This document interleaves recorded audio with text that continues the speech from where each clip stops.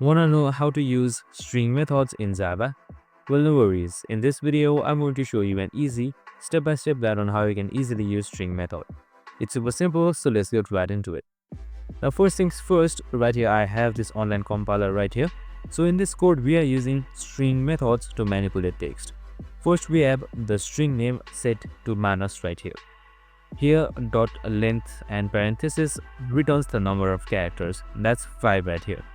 And next, under name dot to uppercase and parenthesis, this changes all the characters to capital letters. And at 0 just grabs the first character to position 0. That means M.